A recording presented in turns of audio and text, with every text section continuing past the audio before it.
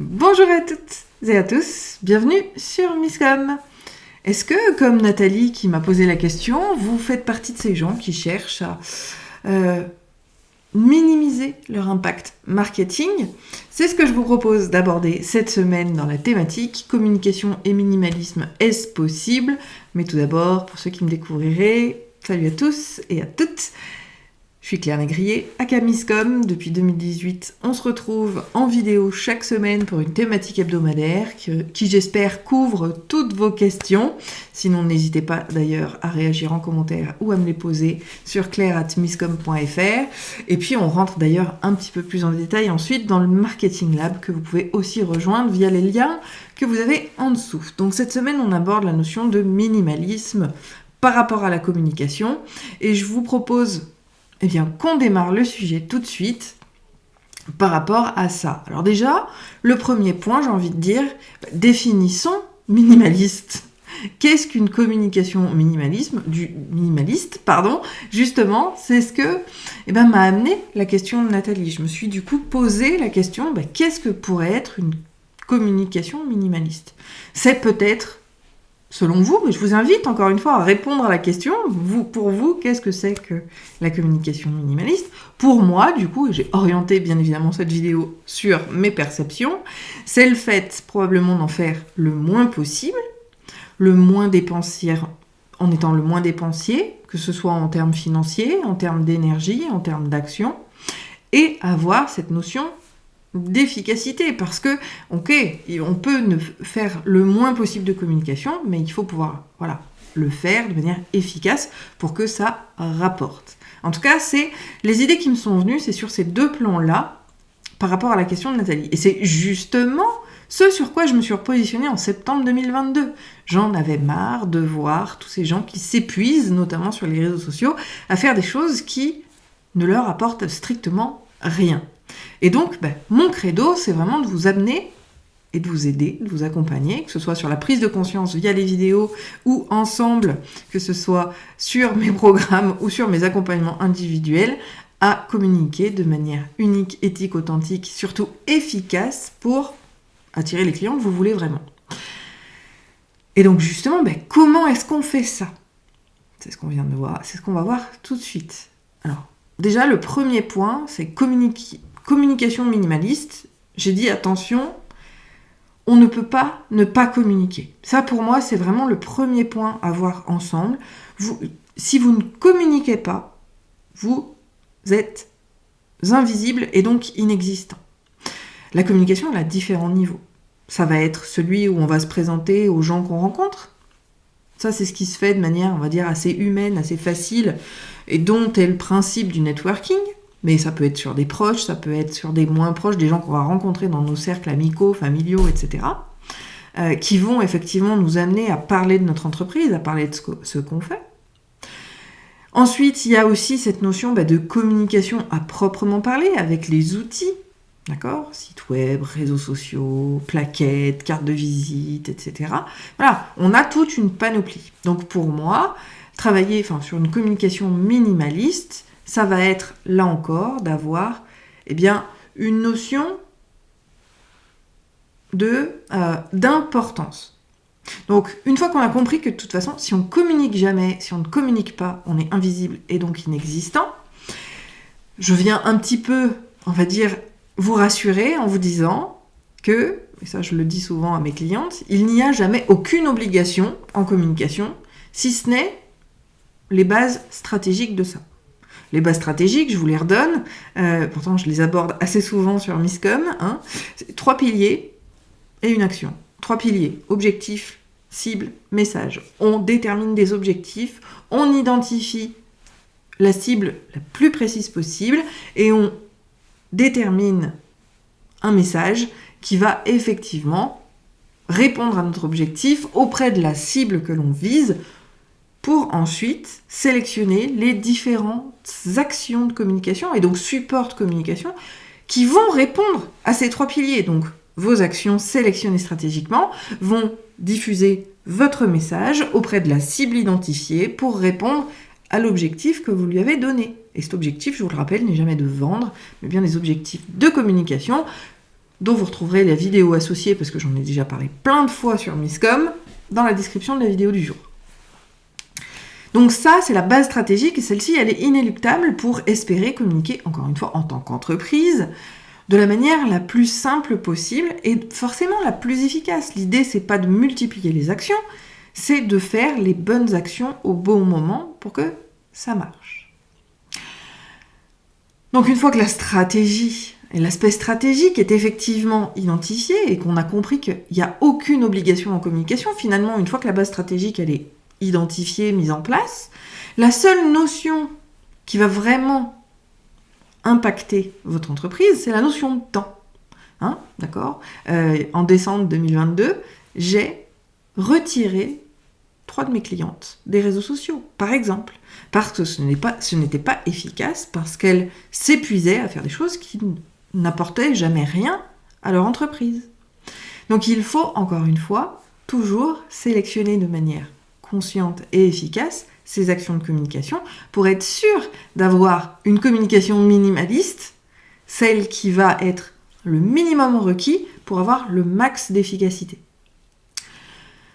Plus il y a de stratégie et d'analyse, et plus on va être minimaliste. Parce que, oui, l'aspect stratégique, c'est vraiment pas très sympa. La plupart des gens n'aiment pas ça. Mais il faut quand même avoir conscience que plus vous allez être dans l'analyse, plus vous allez juger, regarder, en laissant bien évidemment, ça je le répète, le temps à vos actions de faire leur effet. D'accord ? Sur les réseaux sociaux, ne prenez jamais de décision à moins de 90 jours, par exemple.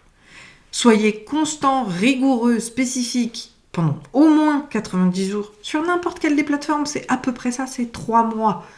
Tant que vous n'avez pas été actif dans les meilleures conditions vis-à-vis du social media, des réseaux sociaux, vous ne pouvez pas prendre et émettre de jugement réellement objectif par rapport à vos actions. Mais effectivement, analysez ces actions pour vérifier si elles répondent à l'objectif, si elles ont atteint les bonnes personnes, si le message a été bien compris et bien passé, et pourquoi ce ne serait pas le cas, puisqu'il y a une notion de pourquoi et de réajustement, alors dans ces cas-là, on va les annuler et on va passer sur autre chose. Ça, c'est ultra important à prendre en compte. L'analyse, en amont et en aval de ces actions, va vous aider aussi à avoir une communication minimaliste. Encore une fois, et je le répète, le point de départ, c'est vraiment la notion de il n'y a pas d'injonction si ce n'est la stratégie. Parce que on a trop tendance, justement, à l'opposé de minimaliste. Pourquoi les gens se sentent surchargés et s'épuisent à tout ça, c'est qu'on voit beaucoup les marketeurs, comme vous savez que je les appelle, beaucoup de coachs, beaucoup de pubs, notamment sur les réseaux sociaux, qui vous disent « si tu veux des clients, fais ça. Si tu veux des clients, fais ça. Si tu veux des clients, fais ça. » Et en fin de compte, on s'épire, on se noie, et on se dit « ah bah attends, je vais essayer ça. Ah bah je vais essayer ça. Ah bah je vais essayer ça. » Non, on se refocus toujours sur la stratégie.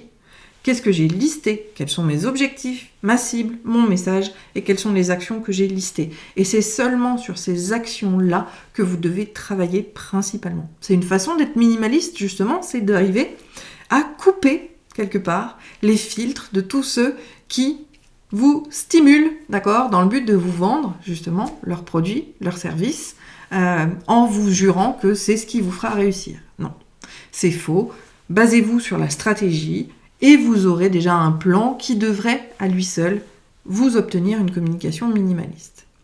Par contre, et ça c'est ultra important, c'est de toujours préparer les choses en amont, suffisamment longtemps à l'avance, pour pouvoir, ne pas s'épuiser et en faire un petit peu tous les jours, et travailler donc, et de ne travailler que sur la suite. Parce que oui, quand on démarre, quand on commence, il y a beaucoup de choses ça peut sembler important, il y a beaucoup de choses à faire pour pouvoir vous établir comme professionnel. On verra justement les indispensables jeudi.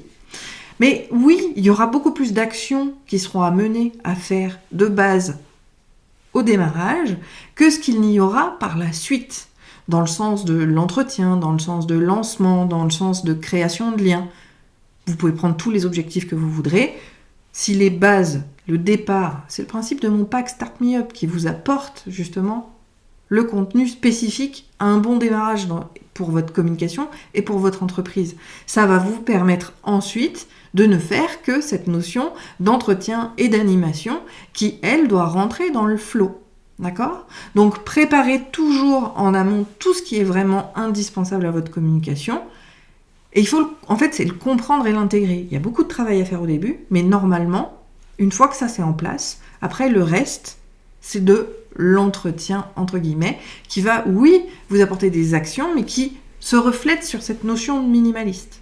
Donc il peut y avoir plus de choses au départ, mais le minimalisme, en fait, va venir sur le long terme par rapport à ce que vous allez pouvoir faire. Et puis, bien sûr, cette notion ultra importante que j'ai essayé de remettre encore une fois dans cette vidéo précédemment, mais je vais le répéter encore, il faut laisser le temps à vos actions de faire leur effet. Chaque support, chaque action que vous allez décider de mettre en œuvre n'a pas la même temporalité, n'a pas la même durée de vie. Un post sur Facebook, c'est 2 heures. Donc vous pouvez l'analyser au bout de 2 heures, combien de réactions j'ai eu, si toutefois votre objectif était un objectif de réaction. Sur Instagram, c'est une journée aujourd'hui sur lesquelles il faut se baser en termes de statistiques pour pouvoir juger si votre post, et encore une fois, le post lui-même n'est pas à considérer dans une individualité, mais bien dans une généralité sur des actions qui sont beaucoup plus larges. C'est le principe de synergie, dont on a déjà parlé sur Miscom et qui est ultra important. Vos actions doivent travailler entre elles, les unes avec les autres, pour amener et guider vos futurs clients à vous. Donc toujours laissez le temps à vos actions de faire leur effet. Une plaquette, par exemple, la durée de vie d'une plaquette, c'est 2 ans. Donc il faut miser sur le long terme, parce que 2 ans, c'est long. Ça passe vite, mais c'est long en action. Et donc, toujours remettre cette perception à l'essentiel. Tout le monde veut toujours tout trop vite, tout de suite. L'instantanéité, c'est le maître mot. Sauf que pour le développement d'une entreprise, c'est plutôt l'inverse qui se passe. Il faut laisser le temps à son entreprise de grandir, de développer ce qui va bien, de maximiser ses chances, d'optimiser ses actions pour pouvoir effectivement trouver ce qui marche mieux et ce qui roule, pour pouvoir, encore une fois, faire une communication minimaliste parce qu'on l'a choisi stratégiquement et on l'a validé ou corrigé tout au long de la vie, tout au long de l'année. Bref, à vous de choisir votre temporalité. Bon, j'espère que c'est un petit peu plus clair, en tout cas, n'hésitez pas à poser toutes vos questions. Si vous avez apprécié la vidéo, je vous invite à y mettre un pouce en l'air, parce que c'est très important pour les algorithmes, et bien que vous puissiez donner votre avis sur les contenus que je partage, et c'est valable pour n'importe quelle personne d'ailleurs. Et puis si vous avez des questions, encore une fois, vous avez les commentaires, partagez votre expérience, les flops, au contraire, les victoires, partagez-les en commentaire de cette vidéo, ou encore une fois de manière plus privée si ça vous inspire, à claire@miscom.fr. On se retrouve jeudi du coup où on va parler des actions minimum syndicales requises pour pouvoir justement miser sur une communication minimaliste par la suite. J'espère, Nathalie, si tu as regardé cette vidéo, que ça a pu t'apporter quand même quelques réponses. Et puis n'hésitez pas encore une fois à partager cette vidéo si elle peut faire du bien à quelqu'un. Je vous souhaite une très bonne journée, un très bon appétit et je vous dis à jeudi. Ciao ciao.